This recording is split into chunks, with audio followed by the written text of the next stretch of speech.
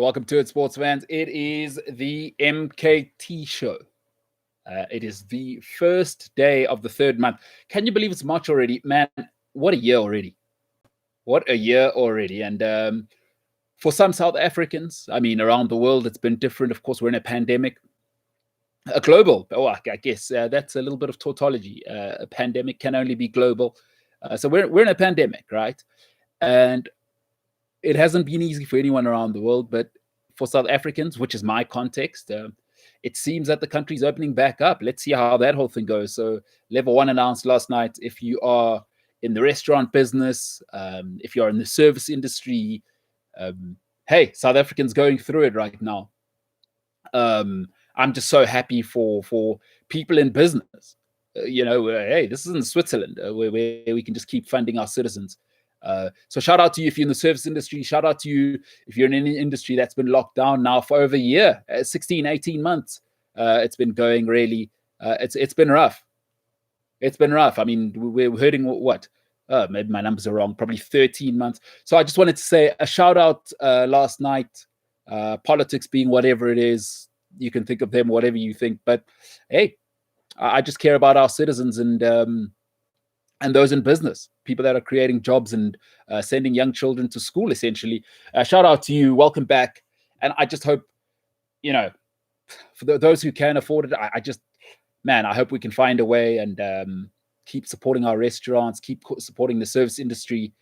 I've got family in those businesses who have felt the pinch. So just wanted to say a shout out to those people, and it is what it is. Right, it is what it is. So I'm just glad that we're eventually back at level 1. I'm not too sure exactly what that means for you, but I'm just happy that it looks like those in the service industry, which is a large part of this country, are going to be able to get back to operations. All right. Well, what I do know is sport, and man, what I keep saying this every week. It's like, what a weekend, right? Canelo Alvarez, that was wild. If you're into boxing, the football was wild. Just so many great results. The rugby was insane. UFC, I know, was insane. I saw some clips online. So cool weekend, huh? Cool weekend for sport if you're into it. And today, as I do every Monday, and I will do every Monday moving forward, I'll tell you where I was right, where I was wrong. Big ego, but, it can't be so big that you think you're perfect. And I do think I'm perfect, but unfortunately, being human comes with its downsides, this human thing. Where you are not perfect. So I'll tell you where I was wrong as well. And then VAR, I mean, my oh my. We'll talk about the Lee Mason situation. All right, I'm MKT Inspires, by the way. If you aren't following me on social media, that's deeply offensive. I'm MKT Inspires, and you'll see every single Monday I will release a recap of the weekend on one or two incidents or games that we're on. And I'll put a clip up of about a minute and a half, which I did today. So go and support that, by the way, on my social media, MKT Inspires. Otherwise, that's what's that? Twitter and Instagram. So check that out, like, share, subscribe, and give me some feedback if you want to hear about other sports games, because I watch everything. I'll watch anything. The only thing I don't really watch that's popular is UFC. I've tried. I've given it 3 years now. It's a little bit boring, but I love boxing. So that is what it is. But hey, Dana White, great guy. All right, enough of that waffling. Cliff Central Sport on all social media platforms. Cliff C Sport if you are on Twitter. Otherwise, I'm MKT Inspires. Let's get into it. Where I was right, where I was wrong. I'm MKT, by the way. This is the MKT Show. For those, if you're not sure, and you just clicked on anything with your eyes closed, welcome to it.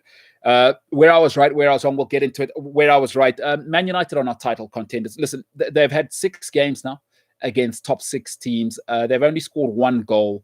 And they sort of conceded 6, right? That was against Spurs. It's a joke, or conceded 7. So it's 1 goal scored, 7 conceded. This idea that they're the worst second place team I've seen probably since Arsenal, I think, came second to Leicester. This United team shouldn't be second. They're stopping ridiculous, right? They are so defensive against anything with a pulse. I mean, that was embarrassing again. What are we doing there? Tell me you want to put pressure on Man City. I mean, if Ollie's going to say that, come out and don't play 2 defensive mids. You don't need 2 defensive mids. You got the world record signing at centre back, right? Play Fred or play Matic at the back and play another attacking mid. I mean, what's going on here? Play Martial. It's unbelievable. Stop telling me you're a title contender. If you're going to pitch up and play 6 at the back again. Last time against Chelsea, they played 7 at the back. They played 3 at the back with McTominay and Fred in front of the back 4, or in front of the back 3 with the wing back sitting deep. I mean, Mason Greenwood played right back. Title contenders. Get out of here. You scored 1 goal against the Big 6 and you played them 6 times this season. Do me a favor. Do me a favor. It's not even an anti-United thing. Like, play some football if you want to contend. The thing is, if you want to win in this league, you want to win the titles, you're supposed to beat who you're supposed to beat, but you have to take points off the other traditional Big 6. They've scored 1 goal in 6 games against the Big 6 and conceded 7. Don't tell me you're a serious title contender. And I'm not saying it's an anti-United thing, but they're the worst placed second team I've seen since Arsenal came second to Leicester. I'm sorry, I was dead right there. Where I was wrong, I didn't think Wales had, because last year Wales were a disaster on the rugby field, by the way. They're the Triple Crown champions. Say what you will, Northern Hemisphere rugby, is it the worst rugby in the world? I honestly believe this. Grey Bloom would give any Northern Hemisphere team a hell of a game. Some of the worst rugby on the planet. But I'll watch it. I love the game. I'm South African. I'm an oak. If you're South African, you know what that means. I'm a butt. I love rugby since I was 5, 6 years old. I mean, one of the greatest moments in my life, I went to the World Cup final, 1995. Come on now.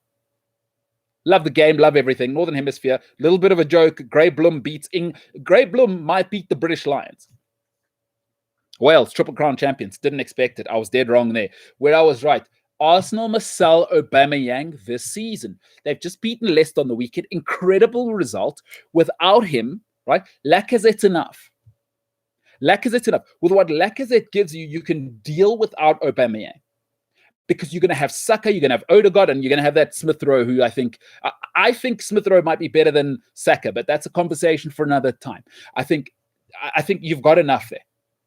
Get rid of Aubameyang. I tell you what, can you get 50 mil back? Because you just made another Ozil mistake. Is you paid him too much for this latest contract.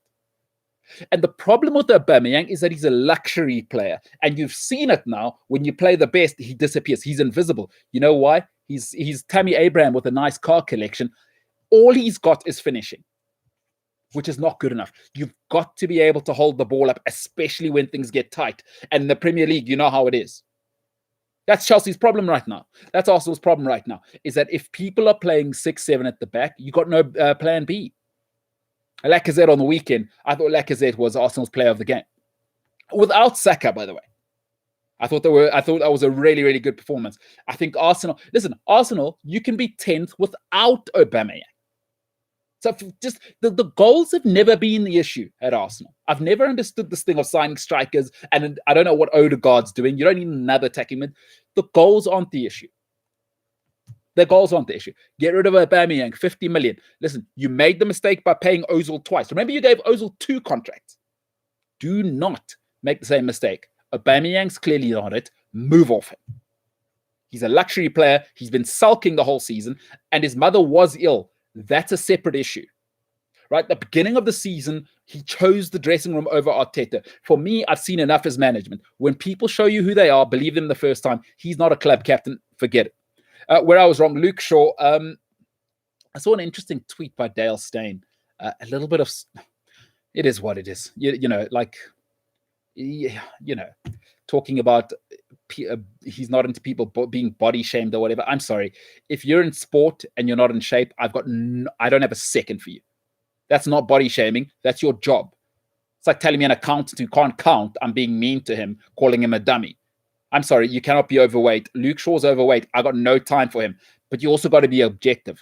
I think Luke Shaw's maybe been, outside of Bruno Fernandes, has Luke Shaw been Man United's player of the season so he's been unbelievable, unreal. I don't know how he gets that lump. He's a hamburger on legs, but that body gets around. And now it looks like, I don't know if the injuries are gone, because I think he's always out of shape. So the hamstrings and his body's having to carry all this extra weight. And he's a wing back, by the way. So he's doing plenty of running. And he was terrific on the weekend. Again, he's been terrific all season. You have to be objective and say, he's done his job. United being mediocre is not Luke Shaw's fault. The left is a lock. The left is a lock. He's been brilliant this season, and I was dead wrong on that. Luke Shaw, shout out to you. Where I was right. When England won the first test match, go and check out my Twitter timeline. Literally, as they won that first test match, Joe Root and the boys, I said, India are about to doctor this pitch so hard. I'm sorry, it's got to be said. It's not controversial now. It is not controversial to see what India have done. It's a dust bowl. It's Ahmedabad Part 2 this weekend. Listen, the test match starts on Thursday, the fourth test. Make plans for Friday night. I do not expect to have test cricket on the weekend. Go and check out my clip on social media on MKT Inspires about what I said my prediction will be for this weekend. But they doctored the pitch. I was dead right. From the second test onwards, it's been a dust bowl. It is unplayable, and it's actually not even fun to watch. People can say, yes, subcontinent conditions, but for goodness sake. And it's not even the ICC's fault. You know, here's the thing. I'm not a lawyer, but I've read a little bit of there's a difference between the law on paper and the spirit of the law. Like the ICC doesn't have to go and tell India that this is unplayable. Surely there should just be, you know, even in war, I believe there's something called rules of engagement. Most of these rules are not even written down. And we're going back to the 14th, 15th century. If you go and look at those rules of engagement, they existed even then. You know, you don't shoot people until we decide that we've all started the war, right? There's certain parts you don't go. Like India, come on, man. I love India. They're such a big part of cricket, right? But come on. It's meant to be a contest. And by the way, you're in entertainment. It's not entertaining to prepare a dust bowl where Joe Root can go and take 5 wickets and then the test match is over in a day and a half. That's not entertainment. You have an obligation. Once you start to get paid for sport, it's no longer just sport. It is sports entertainment. There is an obligation to entertain. I said it would happen, but even now, I'm still like, geez, like that? Folks, let me tell you something. I always say this to my friends. You know, if you cheat on your girlfriend, it's never about the cheating that she's upset. Yes, that's pretty upsetting. Actually, what people are upset about is respect me enough to hide it better. For India to go and blatantly dock to the last 2 pitches like that. I mean, what are you they're taking the mickey now. That's not a subcontinent pitch. Their own players can't even play Joe Root. Come on now. Come on now. India, get it together. Get it together. All right, where I was wrong. Thomas Tuchel, listen, Chelsea were dominant against United. Again, it's another big side, or I mean, quote unquote, big side, where Chelsea have been on top end if they're a little more clinical at the top end. But my point isn't about last night. My point is to say Chelsea look organized, and you've got to say credit to Tuchel because Chelsea looked like they were falling apart under Lampard, and he's come in and he's stabilized, and that's tough. That's tough because there's a lot of big egos in that. You know, Hudson-Odoi just got a new contract. Jorginho came in for big money. Mendy, new signing. Chilwell, new signing. You know, you're looking at all these names, and they came top 4 without you, and they go, you know, a club legend just got fired, and the expectation on Tuchel. I think he's been terrific, and I was wrong because I was one of the doubters. So I said it before, but I'll say it again. I was dead wrong on the Tuchel thing. Chelsea looked good. I think that the top 4 is secured. Where I was right, you know, with Gundogan, you've got to say now he's gone into a very, very special department of players. He's starting to dictate the outcomes of a game all on his own repeatedly. Bruno Fernandes is one thing, but when you're at the really, really sharp end, there's a difference. Is they're going to win the league, and he's been the X factor. Now, when you're the X factor in a team with Kyle Walker and Edison and Kun Aguero and these guys, remember you're stepping into shoes that were vacated by Vincent Kompany, by David Silva, this Yaya Toure. These are the types of shoes you're filling. Expectation is a killer, folks. Gundogan's going to decide this season. He already has. He's getting goals. He's getting assists. He's controlling the tempo of the game. And he's just been what they might call wunderbar in Germany. I was dead right. I said class player, thought the injuries might be a problem. It hasn't been. He's taken off. It's next level. It is next level. Gundogan, shout out to you. Player of the season so far. Player of the year. Where I was wrong, I thought Eddie Jones. Folks, I have a theory in life. I always say get the best management and then the best players in the same place with resources. The richest organization in world rugby, England, right? Eddie Jones, I said it'll work short term, which I was right about. I thought maybe give him another cycle because I think some of the players probably need one more chance.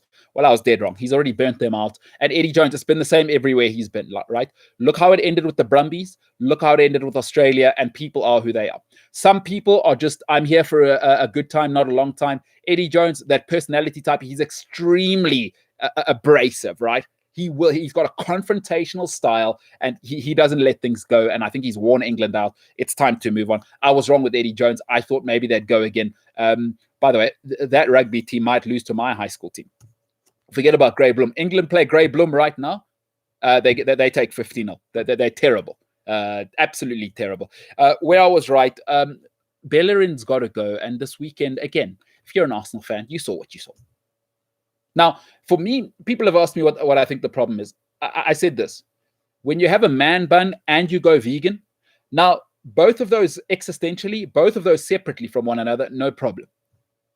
Both of them together, at a stage he was a vegan and had a man bun, that ain't going to work. Bellerin's been a disaster, and it's no longer the ACL, right? He's had, it's his third season back. I don't know what happened. He was player of the year 21 at right back. Remember, he was in the team of the year. This ain't going to work. Like Cedric showed you on the weekend. Cedric can be inverted. He can go to the wing, the delivery. Bellerin couldn't cross a rope. Bellerin couldn't cross a rope. Forget about crossing a football. Surely he's done now. And these reports that Barcelona are looking at him. Are you kidding me? I mean, they got their own problems right now. They just arrested their ex-president. Okay, that's a discussion for another time. But Cedric's better than Bellerin, and I think it's time to move on from Bellerin. I don't know why Ainsley Maitland-Niles didn't accept the role of playing right back. All right, he's playing at West Brom now. But Bellerin, sometimes your value is established when you're not there in life. Right? Mom, dad, if you leave and your wife's okay without you, alarm bells. Right? If you leave and her life is better, alarm bells. You leave the office and the sales team has more sales in that 2 months while you've gone on male maternity leave, or I don't know, you go wherever. Problems. In Bellerin's absence, I think we've seen Cedric Suarez, better player, better delivery, better all round. Lastly, where I was wrong, West Ham, David Moyes. I'll keep this short and sweet. Are you kidding me right now? Come on, ye Irons. They're in the top 4 still. We're 26 games deep. I thought Moyes was done. Sociedad was a disaster. Man United, well, that was what that was. Right? His last 2 gigs have just been calamitous. But this is the man. This is a champion right here. This is the type of mentality that takes you to the top. David Moyes, shout out to you. I was wrong. I thought West Ham might get relegated this season. The 2 owners are clowns. Some people say. Personally, I like them. You don't become that successful by being a clown. Forget about your lack of taste of the industries they made their money in. You don't get to the top without being a killer, a ruthless killer. And business is hard. And business is a 365 business, right? Mark Cuban has a great saying. He says, sportsmen have no idea because sportsmen play in season. When you're in business, it's 365, 25/7. Forget 24/7. Business is on all the time. So to West Ham, shout out to the Irons. And I was wrong because I said relegation beginning of season, or at least bottom 5. My God, they're going to make the Europa League. Sensational. Congratulations to them. Congratulations. That's where I was right. That's where I was wrong. All right. Let's take a comment before we talk about VAR. Gulke says, with Manchester United, the big teams know to stop United. They have to stop Bruno. Without Pogba, all the creative responsibilities on Bruno. I totally agree. I would have to totally agree with you there. But having said that, both Bruno and Pogba were there before in the other 5 games. I mean, I think this is the first one. Was it the second one where Pogba hasn't been? But I hear you. For me, I couldn't agree with you more because I think even more so. I'd go to the next level. It's Bruno or bust. See, when you've got N'Golo Kante, I mean, Kante when he's fit, my God, he is right. He's something else. He's inescapable. He really, really is. He's Guantanamo Bay. Bruno was put shackles last night. And then when he's out the game, what you got to do? McTominay. The problem is, and I think you saw it last night, Luke Shaw in the final third is okay. On the right, it's dead.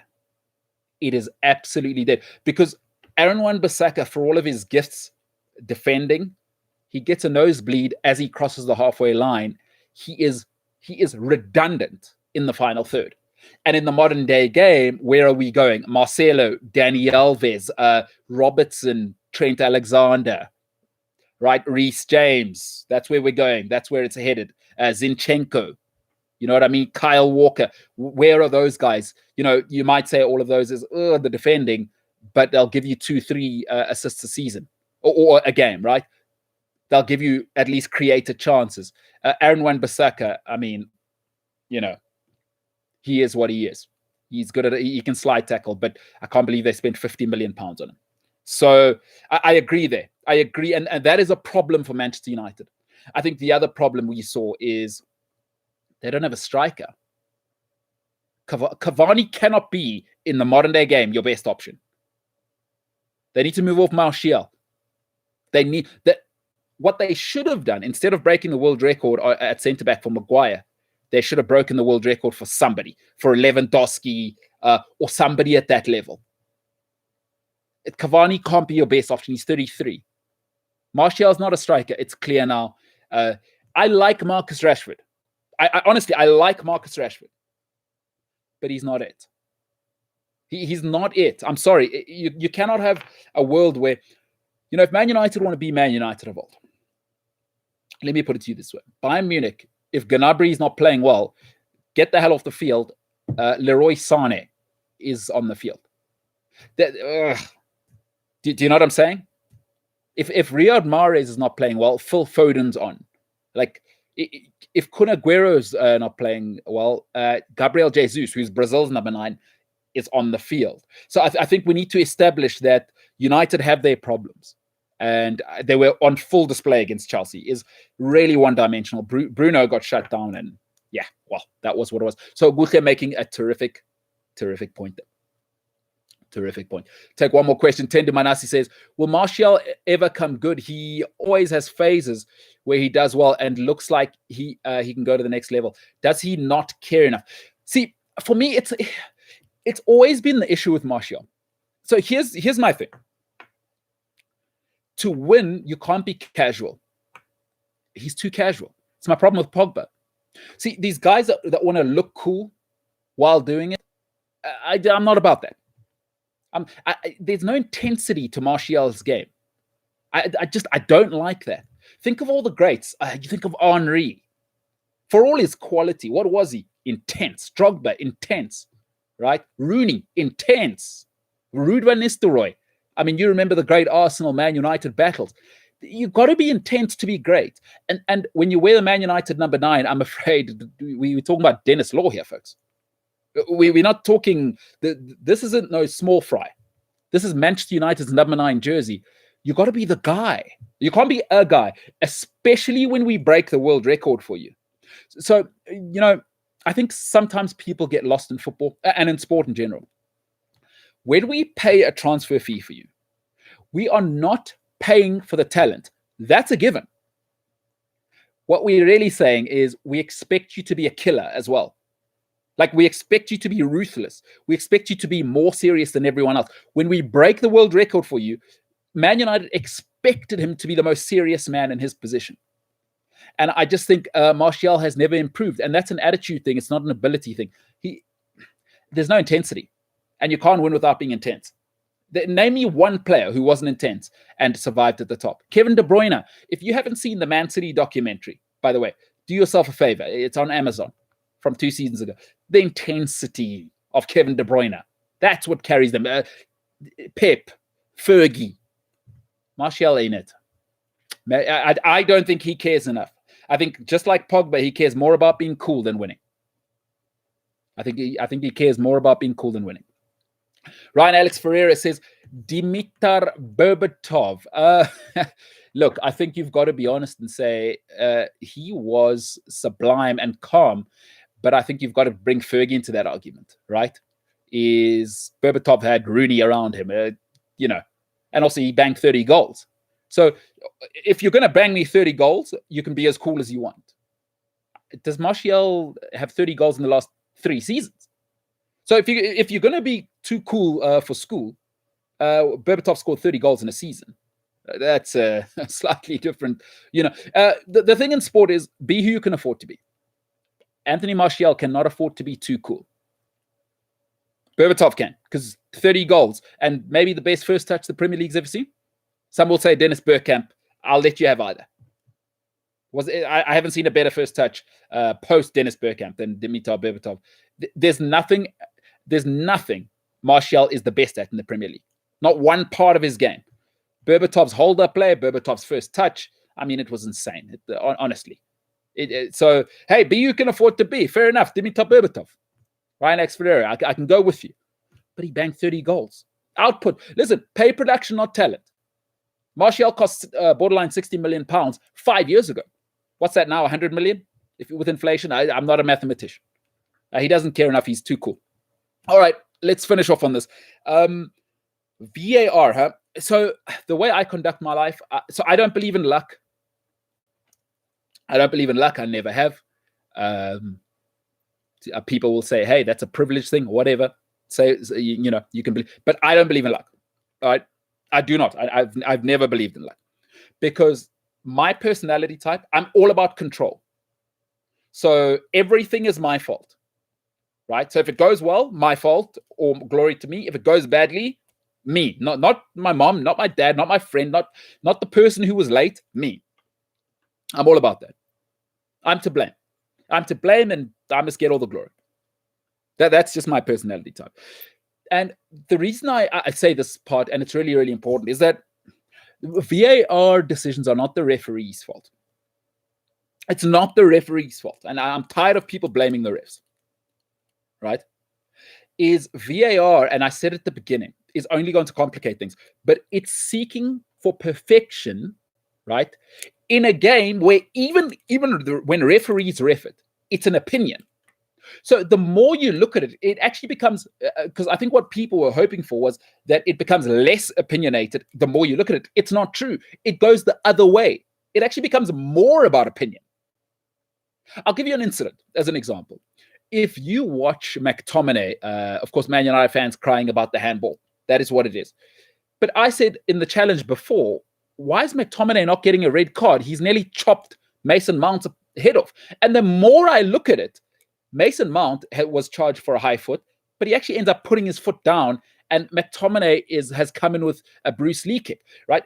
If you haven't seen the incident, don't just react off Twitter. Go and watch it again. So the more I watch it, the more convinced I become it's a McTominay red and not a foul. It's supposed to be the other way. It's supposed to justify the free kick that United got. So the more referees look at incidents, actually, the more opinionated it gets. It doesn't get clearer. That's what VAR is proving. VAR is seeking perfection in an opinion space. It ain't going to happen. Because even when it goes to VAR, it's another person going, I think he dived. I think he... So with the whistle one, right, with Lee Mason on the weekend, the issue is not the ref again. Because now you know what's happened. Referees are frozen. People cannot operate when they're frozen.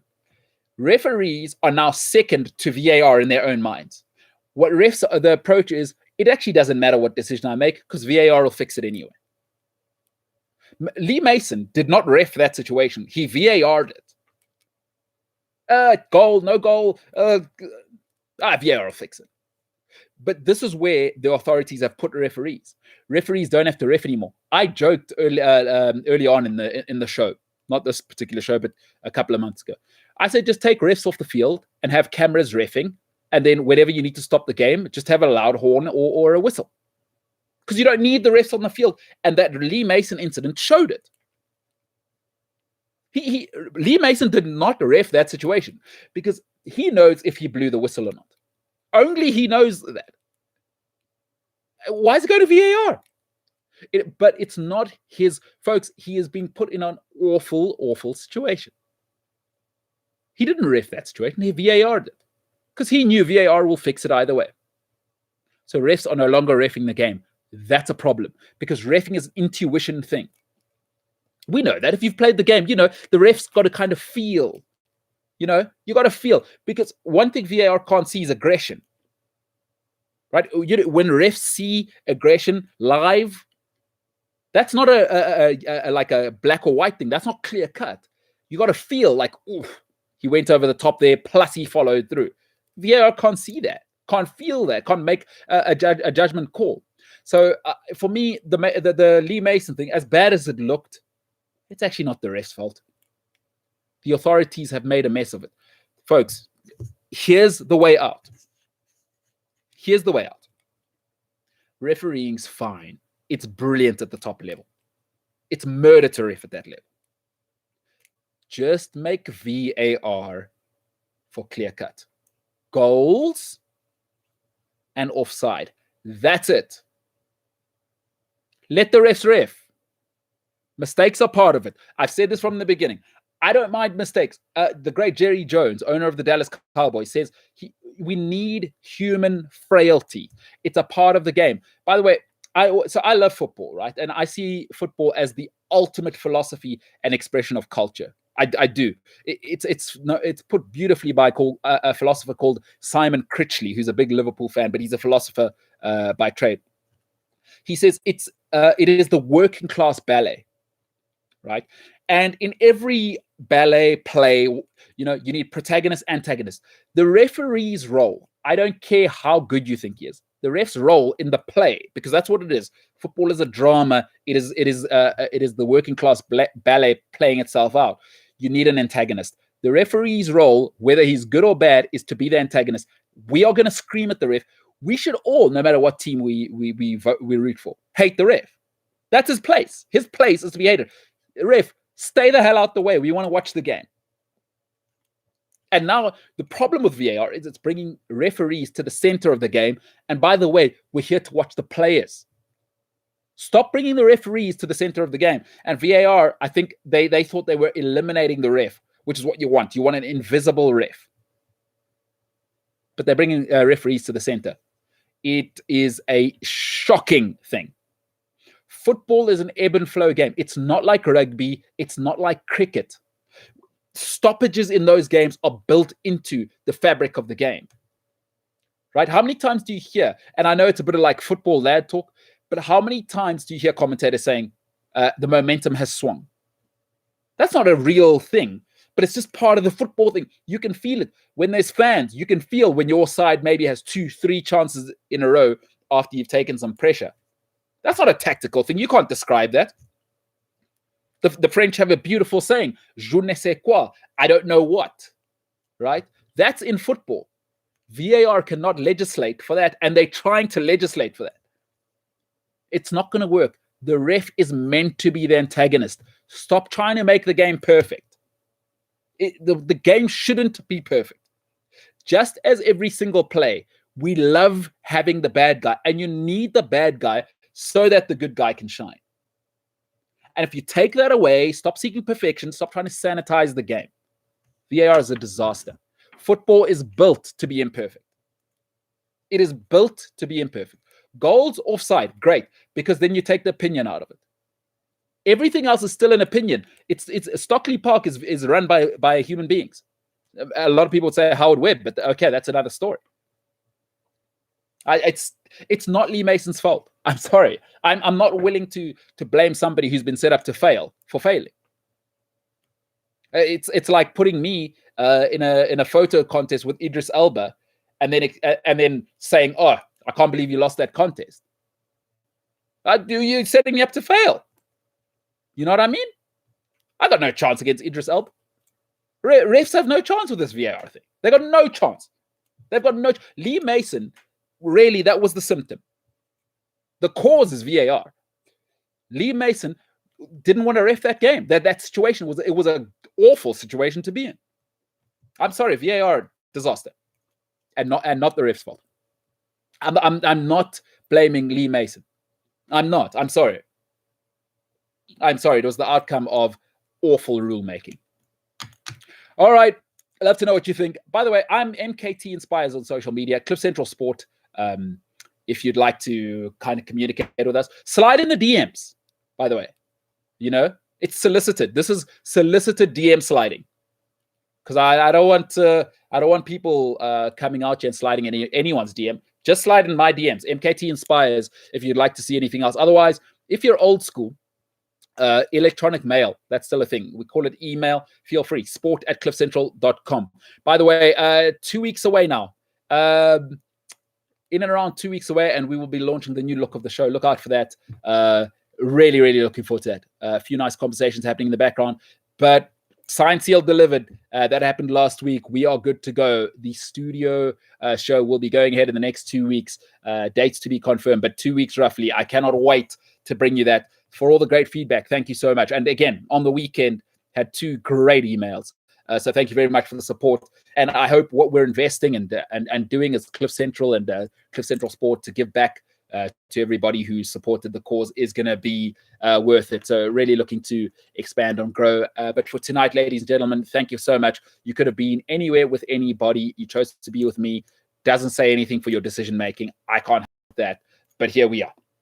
I love doing this. I hope you love watching it. Ladies and gentlemen, it is the MKT Show. I'm MKT. Yes, the show is named after me, Cliff Central Sport. That's Gareth Cliff, physical distancing. For tonight, ladies and gentlemen, we are the hell out of here.